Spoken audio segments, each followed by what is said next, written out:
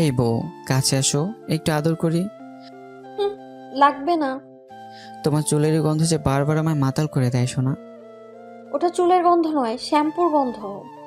তোমার কি মনে হয় আমি শ্যাম্পুর গন্ধ চিনি না? এই গন্ধ সে তীব্র একটা মাদকময় গন্ধ আছে, যেটা শুধু আমি নিতে পারি। এই পৃথিবীতে আর কারো ক্ষমতা নেই সেই গন্ধ নেওয়ার। সেই সাথে সেটা আমায় আকৃষ্ট করে তোমার প্রতি, বারবার আমাকে তোমার কাছে নিয়ে আসে। হাজার জনতার ভিড়ের মাঝেও আমি সেই গন্ধ শুকিয়ে বের করে দিতে পারবো তোমাকে। হয়েছে, আর অভিনয় করতে হবে না। বুঝে গেছি তোমার কি লাগবে। আরে অভিনয় না, সত্যি বলছি। ঠিক আছে, আর বলবো না। এখন যখন বুঝে গেছো আমার কি লাগবে, তাহলে সেটা আগে নেই। এতক্ষণ সাজিদ আর রিমি বিছানায় শুয়ে একে অপরের সাথে কথা বলছিল। তারা দুইজন স্বামী স্ত্রী, ঢাকার একটি ফ্ল্যাটে থাকে। দুইজনের পরিবারের কেউ নেই। এক কথায় দুইজনের দুইজন ছাড়াই পৃথিবীতে আর কেউ ছিল না। হয়তো সেই কারণেই তাদের ভিতর ভালোবাসাটা একটু বেশিই ছিল। রিমির কাছ থেকে সিগন্যাল পেয়ে সাজিদ ধীরে ধীরে তার ঠোঁটের দিকে এগিয়ে যায় আর একত্র করে দেয় দুটি ঠোঁট। তাদের ভালোবাসাতে কোনো কমতি ছিল না। সুন্দর গোছানো একটি সংসার। সাজিদ ছোটোখাটো একটা ব্যবসা করে। সকাল 9টার দিকে বেরিয়ে যায় আর বিকেল 4:30 নাগাদ ফিরে আসে। তারপর দুইজনের খুনসুটি করতে করতেই চলে যায়। সাজিদের কাছ থেকে রিমি নিজেকে ছাড়িয়ে নিয়ে হাঁপাতে থাকে আর বলে, আজকের মতো এইটুকুই। কালকে আবারও তো কাজে যেতে হবে সকাল সকাল। আর আমিও না খুব ক্লান্ত। ঘুমিয়ে পড়ো চুপচাপ। ব্যাস এটুকুই? আমি তো ভেবেছিলাম পুরো সকাল পর্যন্ত জেগে থাকবা। জবাব দিল সাজিদ। কিন্তু রিমি সেটা শুনল কি না সাজিদ জানে না। সেও ঘুমিয়ে গেল।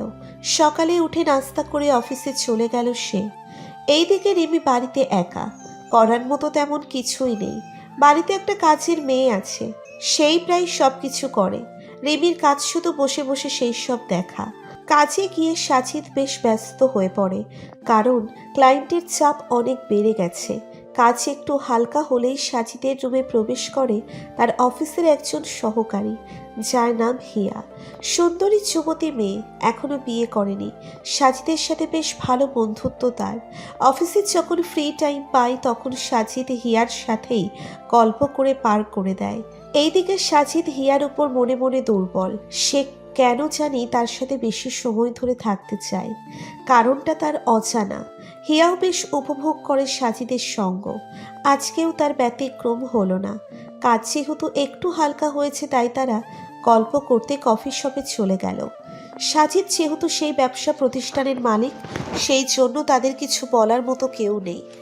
যখন তারা কফি শপে বসে গল্প করছিল তখন হঠাৎ রিমি দেখে ফেলে তাদের আর এগিয়ে আসে তাদের দিকে। আরে তোমরা এখানে কি করছো? প্রশ্ন করে রিমি। আরে রিমি, তুমি এখানে বসো। আর আমরা এখানে কফি খেতে এসেছিলাম। অফিসের কাজের চাপে বোরিং লাগছিল তাই চলে এলাম। দেখো ভালোই হলো, তোমাকে পেয়ে গেলাম। জবাব দিল সাজিদ। রিমি বলল, আমি একটু মার্কেট করতে বেরিয়েছিলাম, আর এখানে তোমাদের দেখি তাই কথা বলতে আসি। হিয়া বলল, রিমি, বসে পড়ো, একসাথে আড্ডা দেই। তোমাদের কথা শুনবো আজ আমি। রিমি তাদের ব্যাপারে অনেক কথাই বলে হিয়াকে। সে সব শুনে বলে, ওয়াও, তোমরা খুব লাকি। আমার না খুব হিংসা হয় তোমাকে নিয়ে। আমারও যদি এরকম একটা বর থাকতো। আর একটা মেয়ের সাথে নিজের স্বামীকে দেখলে সেই মেয়ের কিরকম ফিলিংস হয় সেটা সেই জানে। কিন্তু রিমি সেই রকম কোনো কিছু বলল না। তাদের সাথে কথা আড্ডা দিয়ে নিজের কাজে চলে গেল। আসলে সে মার্কেট করতে বেরিয়েছিল। এই রকম করেই চলে যাচ্ছিল তাদের দিন। সাজিদ জানে সে সবার সাথেই অভিনয় করে যাচ্ছে, কারণ একটা মেয়ে দিয়ে তার চলে না। সবার সাথেই একরকম সে।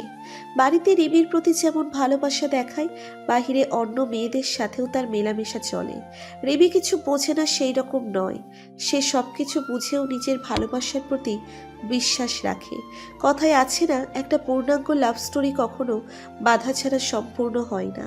তেমনি তাদের ভালোবাসাতেও কিছু বাধা আসবেই, সেটা জানে সে। আর সেই বাধা যারা পার করতে পারে তারাই অমর হয়ে আছে ইতিহাসের পাতায়।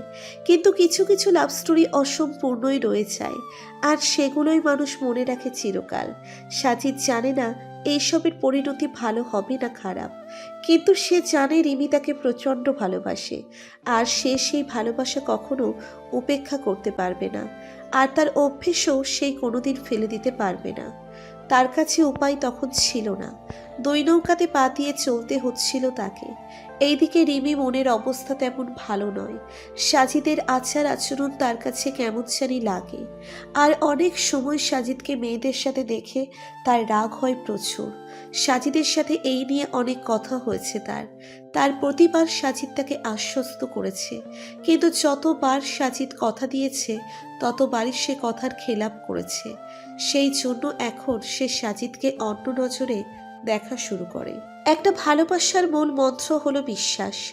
যদি সেই সম্পর্কে বিশ্বাস না থাকে তাহলে সেটা ভালোবাসা নয়, সেই ভালোবাসা খুব শীঘ্রই ভেঙে পড়ার পরিস্থিতি রিমি আর সাজিদকে এনে এমন একটা জায়গায় দাঁড় করিতেছে যে একটু এদিক ওদিক হলেই সব শেষ হয়ে যাবে। এই তো সেদিনের ঘটনা। সাজিদ কাজে যাবে বলে বের হয়েছে, রিমি সুন্দর করে তার শার্ট ইন করে দিচ্ছে। মোটামুটি সব ঠিক চলছিল, কিন্তু তখনই কথা থেকে যেন উদয় হয় তাদের বাড়ির কাজের মেয়ে। সে ভেতরে আসার সাথে সাথে রিমি তাকে কিছু কাজ বুঝিয়ে দেয়, আর নিজে কিছু কাজ করতে ভিতরে চলে যায়। এইদিকে সাজিদ নাস্তা করতে বসে পড়ে। হঠাৎ করে সাজিদের হাত লেগে গ্লাস পড়ে যায়। সেই কাজের মেয়ে ভাঙা গ্লাস তুলতে যাবে, তখন সাজিদ তাকে বারণ করে, কারণ খালি হাতে সেটা তুলতে গেলে হাত কেটে যেতে পারে। তাই সেটা একটা টিস্যু দিয়ে তোলার চেষ্টা করে, আর ঠিক সেই সময় হাজির হয় রিমি। কাজের মেয়ে দাঁড়িয়ে আছে আর তার স্বামী ভাঙা গ্লাস পরিষ্কার করছে। এইটা দেখে তার মনে রাগ উঠতে থাকে। এমনিতেই তাদের সময় খারাপ যাচ্ছিল, আর এইসব দেখে সে উল্টোপাল্টা চিন্তা করতে শুরু করে দেয়। সামান্য একটা বিষয় যেখানে সাজিদের কোনো দোষ নেই, সেই জায়গাতেও একটা কাজের মেয়েকে নিয়ে তাদের মধ্যে বিস্তর ঝগড়া হয়ে যায়। রিমি কাঁদতে কাঁদতে নিজের ঘরে চলে যায়। সাজিদও রাগ করে তার কাজে চলে যায়। সেদিন থেকে বন্ধ হয়ে যায় বেচারি কাজের মেয়ে সেই বাড়িতে কাজ করা। রাস্তায় যেতে যেতে সাজিদ ভাবতে থাকে আসলে ভুলটা তারই ছিল।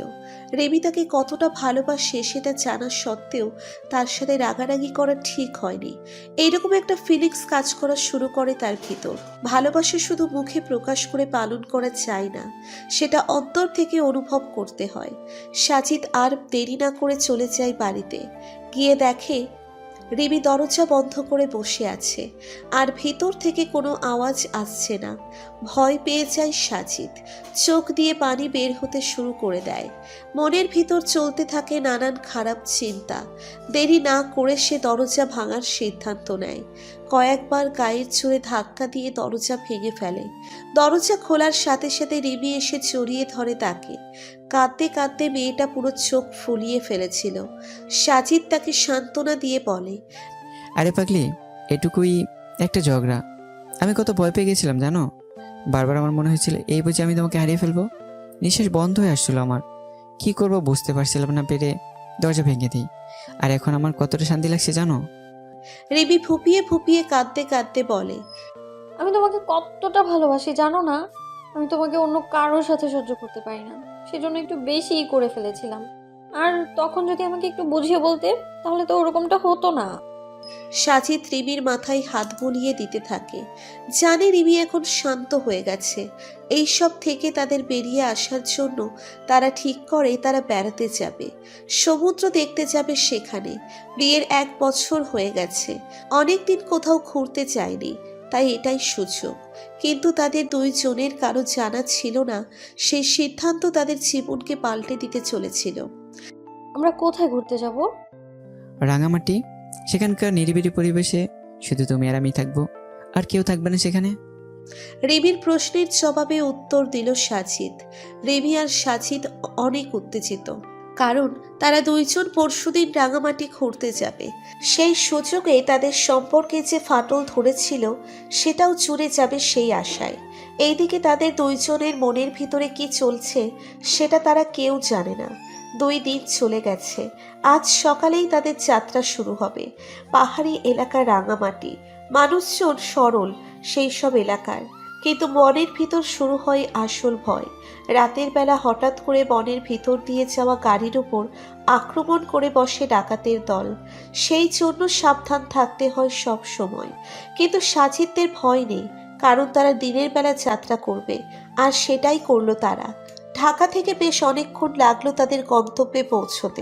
যাযাবর, পাহাড় আর রাঙামাটি লোকসহ প্রায় সব জায়গায় তারা ঘুরে ঘুরে দেখল।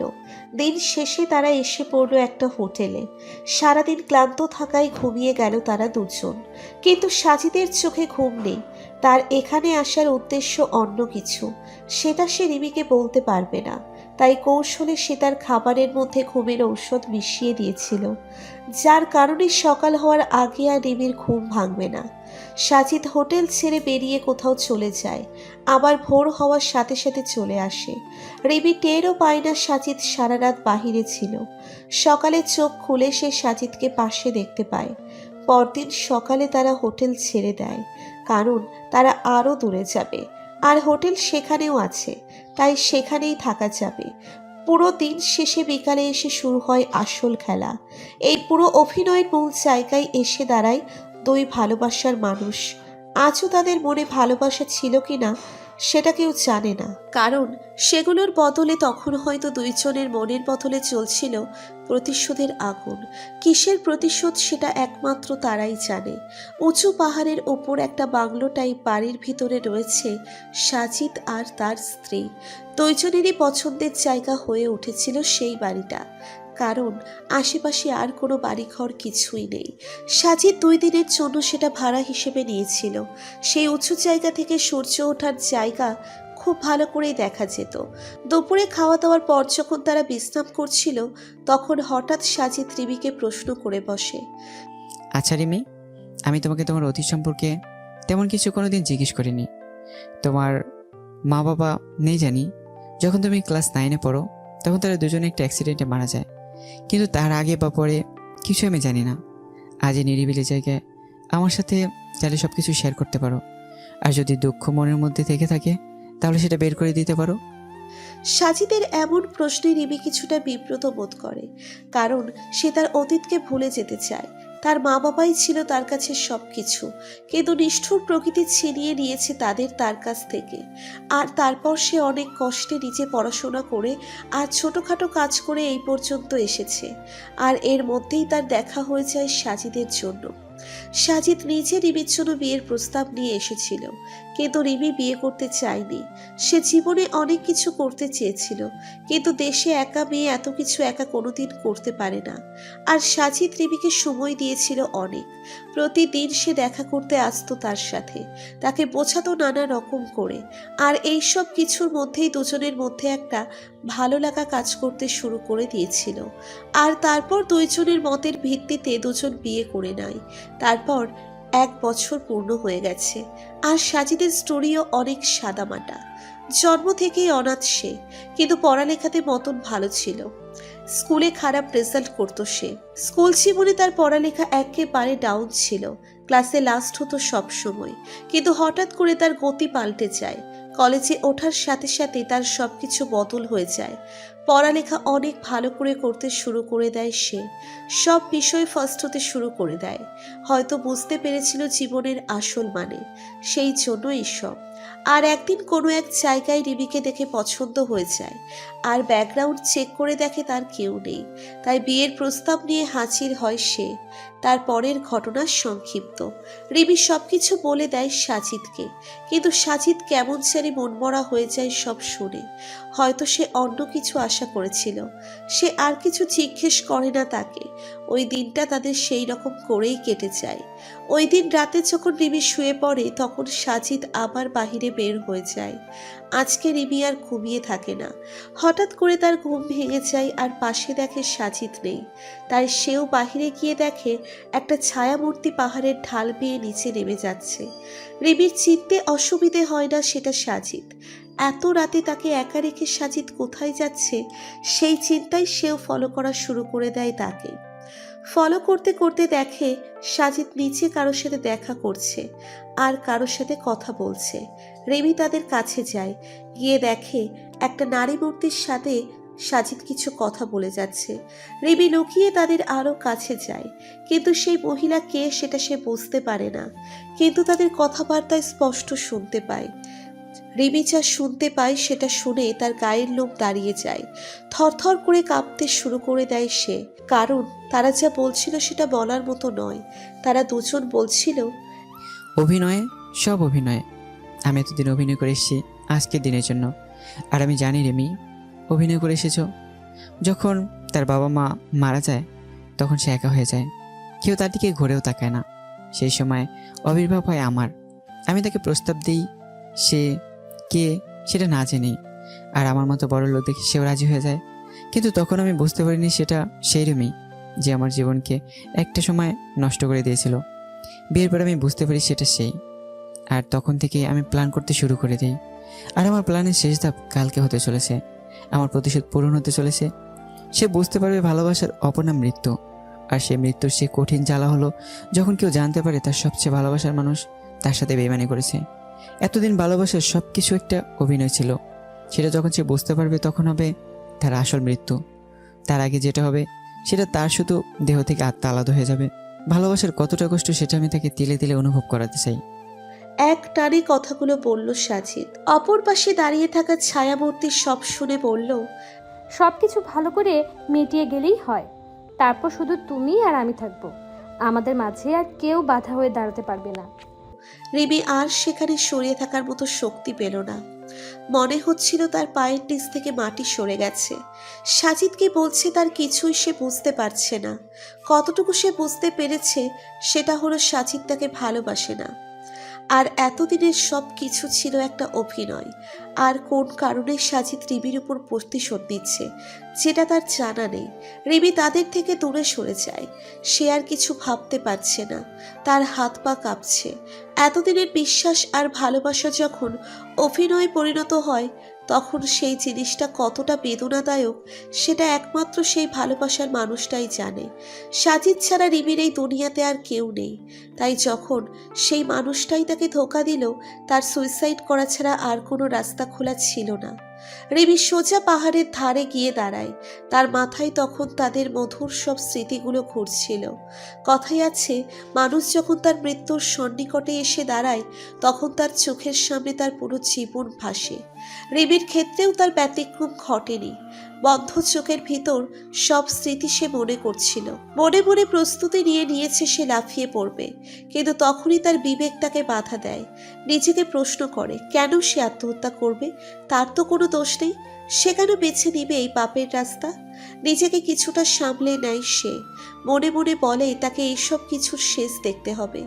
সাজিদ কেন তাকে মারতে চায়, তোর কি দোষ সেটা তোর জানতে হবে। তাই রিমি সুইসাইড করার কথা মাথা থেকে বের করে দেয়। যেই রাস্তা দিয়ে সে এসেছিল সেই রাস্তা দিয়ে আবার বাংলোতে ফিরে যায়। শুয়ে পড়ে বিছানায়। সেও অভিনয় করে সে ঘুমিয়ে। একটু বাদেই সেখানে হাজির হয় সাজিদ। পর্যবেক্ষণ করে বুঝতে পারে রিমি তখনও ঘুমে। সাজিদ সেই কারণে তার মাথার চুলে একবার হাত বুলিয়ে নিজেও শুয়ে পড়ে। এইদিকে চোখ দিয়ে নিঃশব্দে পানি পড়ে যাচ্ছে রিমির। মন চাচ্ছিল সাজিদকে জড়িয়ে ধরে কাঁদতে, মন খুলে সব কথা বলতে, কিন্তু সেটা এখন সম্ভব নয়, কারণ তার জায়গা দখল করে নিবে আর এক মহিলা। রিমির শুধু একটাই ইচ্ছে, সব সত্য জানার। সেই সব কিছু জানার পর মৃত্যু হলেও তার আক্ষেপ থাকবে না। পরদিন সকালে তাদের ঘুম ভাঙলেও এক কাপ চায়ের সাথে। রিমির উঠতে দেরি হয়ে গিয়েছিল, কারণ রাতে অনেকক্ষণ পর সে ঘুমিয়ে পড়েছিল। সকালে উঠে দেখে পাশে সাজিদ চায়ের কাপ হাতে দাঁড়িয়ে আছে। সাজিদের সেই নিষ্পাপ চেহারা দেখে মিনিট দুয়েকের জন্য রিমি সব ভুলে গিয়েছিল। কিছুক্ষণের জন্য ভেবেছিল হয়তো সাজিদ তাকে খুব ভালোবাসে। কালকে রাতের যা কিছু ছিল সব স্বপ্ন, কিন্তু সেগুলো স্বপ্ন ছিল না, সেগুলো ছিল সত্য। সব কিছু ছিল অভিনয়, যেটা সাজিদ পুরো বছর ধরে করে আসছে রিমির সাথে। কিন্তু কি কারণে সেটা হচ্ছে সেটা রিমি এখনো পর্যন্ত জানে না। আর কাল রাতের সেই ছায়ামূর্তির কথা তো সে বাদই দিয়ে দিল। কিছু মেয়ে আছে যারা ভালোবাসার জন্য পাগল হয়ে থাকে, যাকে তারা ভালোবাসে তাকে মন থেকে চায়, কিন্তু যখন সেই মানুষের থেকে ধোঁকা পায় তখন সেই মেয়েগুলো নিজের বা তার ভালোবাসার মানুষের ক্ষতি করতে দ্বিধাবোধ করে না। রিমিও সেই সব মেয়েদের মতোই ভালোবাসার পাগল। সে সারা রাত চিন্তা করেছে, তার আগে সুইসাইড পর্যন্ত করতে গিয়েছিল, কিন্তু সেটা করেনি সে। তাই পুরো রাত সে চিন্তা করেছে যদি আসলেই সাজিদ তাকে ঠকিয়ে থাকে তাহলে সে হয় নিজে মরবে, আর না হলে সাজিদকে খুন করে দিবে। কিন্তু আজ সকালে কেমন জানি সব উল্টোপাল্টা হচ্ছে তার সাথে। যেখানে সাজিদের তাকে খুন করার কথা বা সেই রকম প্ল্যান করার কথা, তার বদলে সাজিদ তার যত্ন নিচ্ছে। রিমি কিছুই বুঝতে পারছিল না। সাজিদ সকাল থেকে নিচে রান্নাঘরে গিয়ে তাদের দুজনের জন্য নাস্তা বানিয়ে নিজের হাতে খাইয়ে দিয়েছে রিমিকে। কিন্তু রিমি বুঝে গেছে এইসব করার কি কারণ। এইসব করার কারণ একটাই, সেটা হলো সুন্দর করে তাকে খুন করা। কারণ ছাগলকে জবাই করার আগে তাকে ভালো মতো যত্ন করতে হয়, তারপর ভালো করে তাকে জবাই করা হয়। রিমির ক্ষেত্রেও সেটাই হচ্ছে এখন। তাদের বাংলো বাড়ির আশেপাশে কোনো বাড়িঘর নেই, পাহাড়ের উপর নিরিবিলি একটা জায়গা। সেখান থেকে যদি একই চলে চিৎকার করে তাহলেও কেউ শুনতে পারবে না। আর পাহাড় থেকে ফেলে দিলে খাদে লাশের চিহ্নও খুঁজে পাওয়া যাবে না। কিন্তু রিমি জানে তাকে যে করেই হোক বাঁচতে হবে, সাথে তাকে যে ঠকিয়েছে তাকে উপযুক্ত শাস্তি দিতে হবে। অনেকটা সাইকোদের মতো চিন্তা ভাবনা হয়ে গেছে তার। সাজিদ রিমিকে রেখে বাহিরে চলে গেল কিছুক্ষণের জন্য। রিমি এতক্ষণ যাবৎ চুপচাপ সব দেখে যাচ্ছিল, শুধু কিছুই বলেনি সে। কিন্তু সাজিদ চলে যাওয়ার পর সে চিন্তা করার সুযোগ পায়। তখন তার মাথার ভিতর অনেক চিন্তা ঘুরপাক খাচ্ছিল। বারবার মনে হচ্ছিল এই বুঝি সাজিদ তার উপর আক্রমণ করবে আর তাকে মেরে ফেলবে। কিন্তু সেই সব কিছুই হচ্ছিল না। রিমির অবস্থা প্রায় পাগল প্রায় হয়ে গিয়েছিল, কিন্তু তার মাথা একটু হলেও কাজ করে যাচ্ছিল। সে বাংলো বাড়ির একটা কাজের মহিলা ছিল, কেয়ারটেকার। তাকে দিয়ে রিমি বাজারে পাঠায় বিষ কিনে আনার জন্য। হ্যাঁ, বিষ। রিমি যদি নিজেকে বাঁচাতে চায় আর এতদিন তার সাথে করা আসা অভিনয়ের বদলা চায়, তাহলে তাকে হয় নিজেকে শেষ করে দিতে হবে, না হলে সাজিদ আর সেই নারীর ছায়ামূর্তিকে। রিমি 2 নম্বর অপশন চয়েস করেছিল, মানে ওই নিজেকে বাঁচাতে ওই নারী ছায়া মূর্তির সাথে সাজিদকে শেষ করে দেওয়া। সেটা যে করেই হোক না কেন। এইদিকে সাজিদ পাহাড়ের নিচে নেমে গেছে কিছু প্রয়োজনীয় জিনিস কেনার জন্য। প্রয়োজনীয় জিনিস বলা ভুল হবে, কারণ সেগুলোর প্রত্যেকটা জিনিস হতে চলেছিল একটা ভয়ানক কিছুর সাক্ষী। সাজিদ আবার সেই মহিলার সাথে দেখা করলো। তার সাথে বেশ কিছু সময় কাটিয়ে সে রওনা দিল বাড়ির উদ্দেশ্যে। সেই দিন সেই বাড়িটা যেন এক ভিন্ন সাজে সেজেছিল। স্বামী স্ত্রীকে মারার পরিকল্পনা করছিল, আর স্ত্রী স্বামীর এতদিনে তার সাথে করা অভিনয়ের বদলা নেওয়ার জন্য। পুরো বাড়িটা যেন নাট্যমঞ্চ হয়ে গিয়েছিল। সেই মঞ্চে স্বামী স্ত্রী দুজনেই ছিল অভিনেতা আর অভিনেত্রী, কিন্তু তারা নায়ক নায়িকা হলেও একাধারে ছিল দুইজনের শত্রু, এক কথায় ভিলেন। স্বামী বদলা নিতে চায় তার স্ত্রীর কোনো অতীতে করা কাজের জন্য, আর স্ত্রী বদলা নিতে চায় স্বামীর সেই ঘৃণ্য রূপের জন্য। এই পুরো নাটকে থার্ড পার্সন হিসেবে ভূমিকা পালন করছিল এক অজানা মহিলা। যদি স্বামী তার স্ত্রীকে খুন করতে সফল হয়, তাহলে সেই মহিলা হয়ে যাবে তার। খুনের নেশায় এখন মত্ত দুইজন। কে হবে বিজয়ী সেটা দেখার অপেক্ষায় আছে নির্মল প্রকৃতি। দুপুর প্রায় হয়ে এসেছিল। বাড়িতেই তারা থাকছে বেশি সময়। সাজিদ রিমিকে সময় দিচ্ছে আরো বেশি করে, কারণ সে চায় যেন মৃত্যুর আগে রিমি সাজিদের ভালোবাসার প্রতিটা বিন্দু অনুভব করতে পারে। ধীরে ধীরে রাত হয়ে আসতে শুরু করে দিল। দিন যত যাচ্ছিল দুইজনের মনের মধ্যে তত ভাবনার উদয় হচ্ছিল। সাজিদ তৈরি ছিল তার কাজ করার জন্য, আর রিমিও তৈরি ছিল।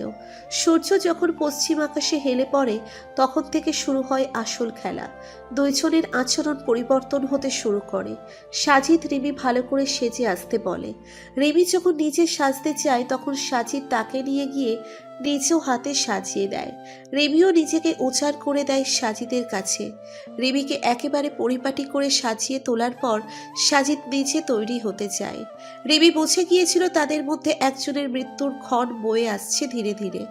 সাজিদ নিজে তার সব প্ল্যান রেডি করে নেয়, আর বাড়ির পিছনের দরজায় সেই মহিলাকে দাঁড়িয়ে থাকতে বলেছিল সে। একবার চেক করে দেখে সেই মহিলা সেখানেই আছে প্ল্যান মাফিক। সাজিদ এইবার রিমির সাথে বসে পড়ে ক্যান্ডেল লাইট ডিনারের জন্য। সব খাবার সে নিজ হাতে বানিয়েছে। খেতে খেতে সাজিদ রিমিকে বলল, আচ্ছা রিমি, স্কুল জীবনে কি কোনোদিন কারো লাভ লেটার পাওনি? হঠাৎ এই ধরনের প্রশ্ন শুনে সে কিছুটা বিব্রত বোধ করতে শুরু করে দিল, কিন্তু নিজেকে ঠিকই সামলে নিয়ে বলল, আমি ছিলাম মেয়ে, লাভ লেটার তো অনেক পেয়েছি, কিন্তু সবাইকে আমি রিজেক্ট করে দিয়েছিলাম বারবার। সেখানে কি এমন কোনো ছেলে ছিল না যে তোমার বরাবর রিজেক্ট করার পরও পিছু করতো তোমার? প্রশ্ন করলো সাজিদ। না, সেরকম কেউ ছিল না। রিমির সোজা জবাব দিয়ে দেয়।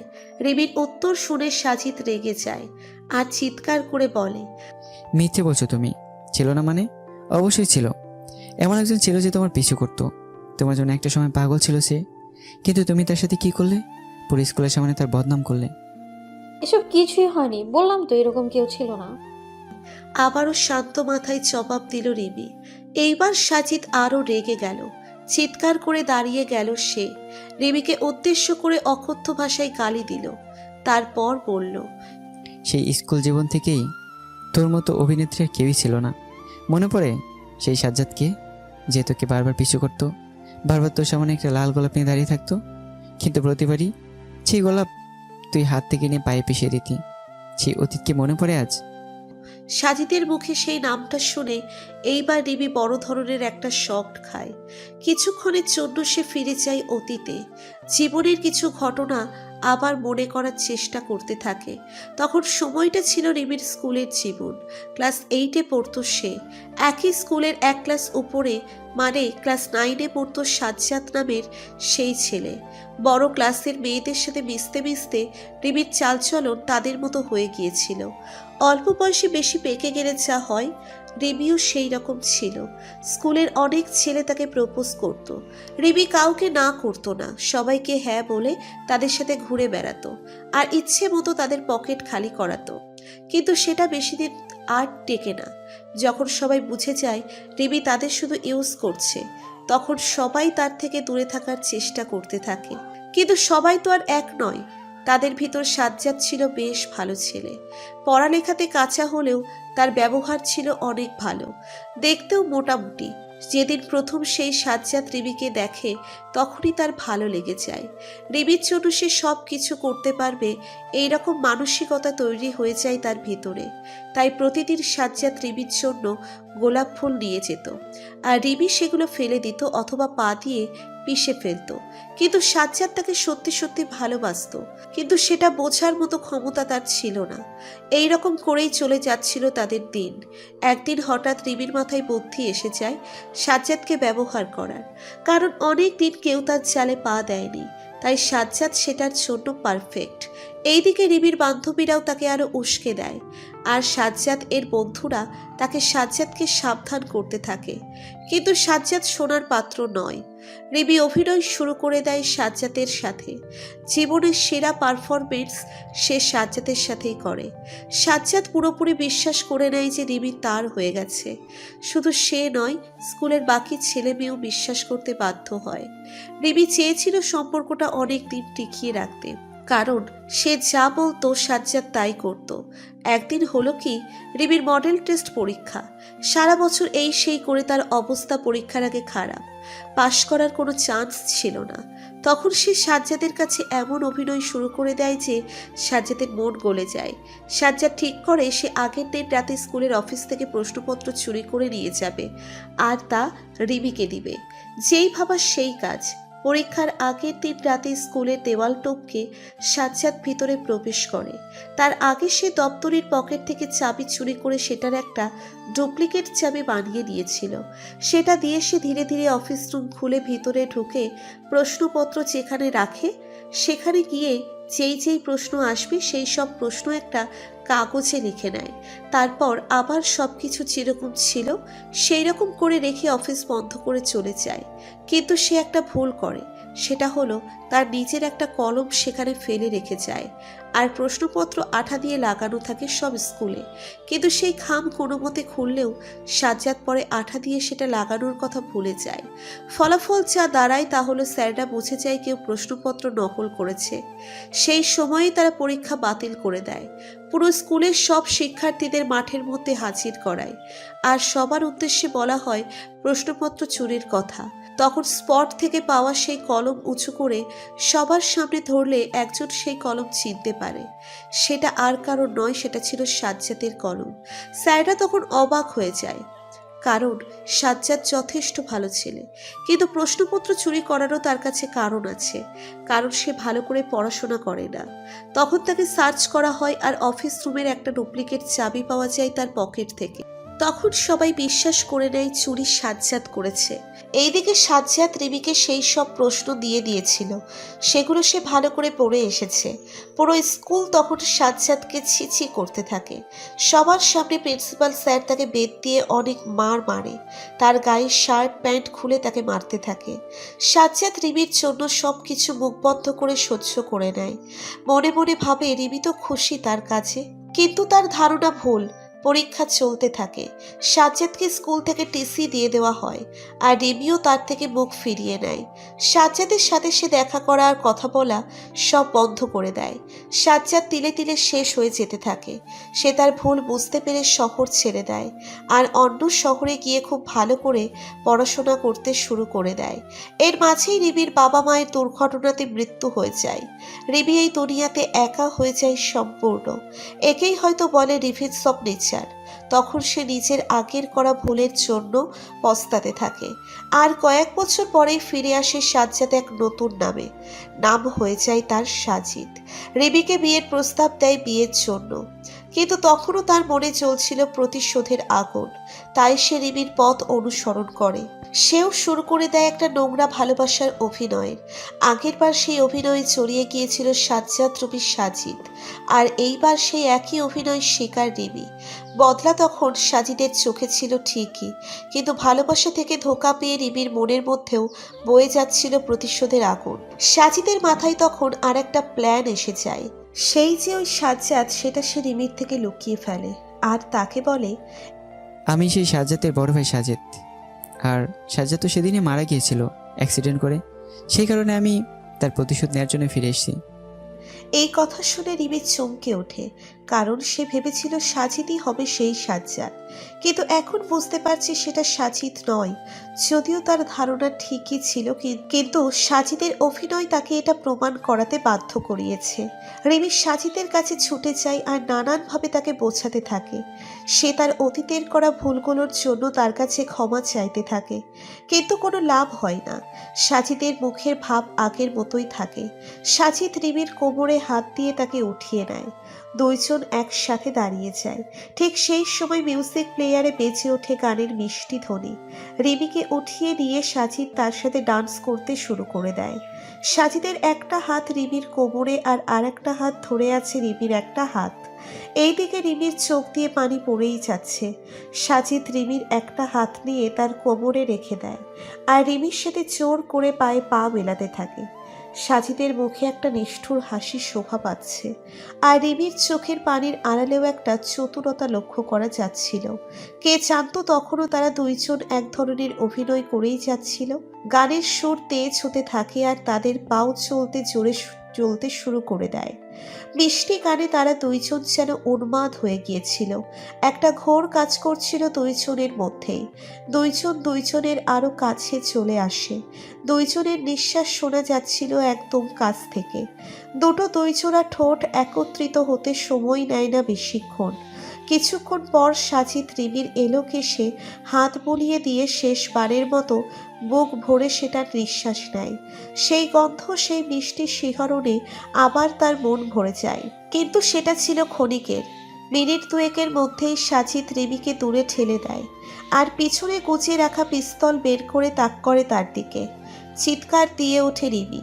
সেই চিৎকারের সাথে তাল মিলিয়ে সাজিদ চিৎকার করে বলে ওঠে, হ্যাঁ হ্যাঁ হ্যাঁ, আমি সাজ্জাদ। সেই সাজ্জাদ মরে গিয়েছিল সেদিনই, কিন্তু তার বদলে জন্ম নিয়েছিল এই সাজিদ, যার আজ কোনো কিছুরই অভাব নেই।